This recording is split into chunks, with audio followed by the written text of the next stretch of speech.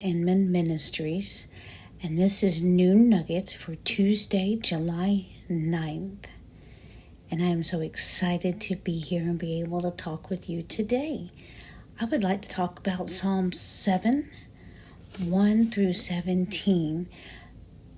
This is about opening our heart to God and letting Him search and examine, and the reality of His judgment when He examines our hearts, and we are told by Him what it is that doesn't belong, and He shines light in the darkest, deepest places that maybe places we thought were hidden, but they're never hidden from Him. He knows, and He knows the places to go to that He needs to show us, and things that we can be cleansed of through Him.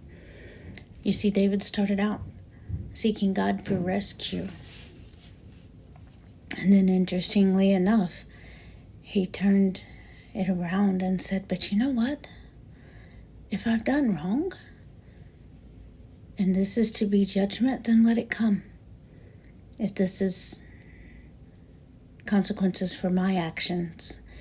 You see, sometimes we confuse judgment and consequences and these things. And there's differences. There are consequences for our actions, but judgment can be done in love and in mercy. And the consequences are still going to be there, even though the judgment was given in love. You must remove this out of your life, out of your heart. But the consequences are that that's been there and it has affected things this way. And so we have to be very mindful and keep our hearts completely open to always be able to be searched by God. And we can know Him as a holy, loving God. But He said, be ye holy as I am holy. That is a command we have from Him. And He's a righteous, fair judge.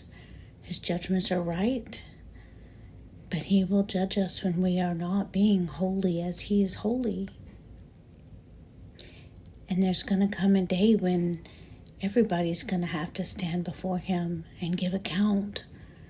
And that's the time, that's what we need to tell people and warn people about, that they're going to stand before Him one day and give an account, and every knee will bow and every tongue will confess. And you're going to know. So we want to help them now. We want to show that mercy now. Because without His righteousness being imparted on us, we're part of the wicked that cause Him anger. And so it's only by His righteousness, through His Son being crucified on a cross and rising again, that we're able to be part of God. Search me, try me. Let me come before you and tell you, search me, try me. And we have to remember that. And that's what we need to tell people, that God is love, God is mercy. But they need to know there's judgment coming, and they need to understand that He wants that no one would not be with Him in heaven for eternity. And we can escape that. He gave us salvation to escape that. But we have to tell others so they can believe that and have the same faith that we do, that this is what's going to be. These are what happens when we're still part of the wicked and we don't accept and believe and have His righteousness imparted to us. And when we don't give Him our heart. And that's what we need, an urgency in telling people.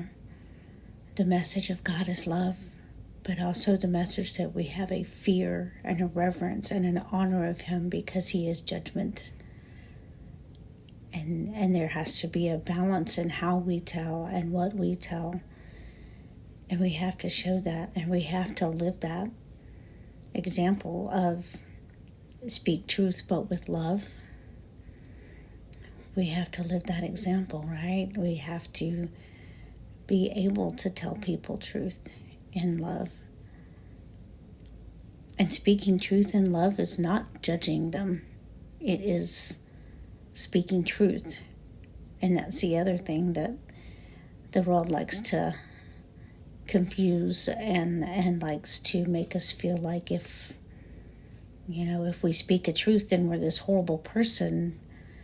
But that's not the case. Truth spoken in love is just that, truth spoken in love. And we have to remember that and tell it and tell others that there is judgment and that there is love and mercy that will cover us from that. So I hope you guys have a wonderful rest of the day, and I love you.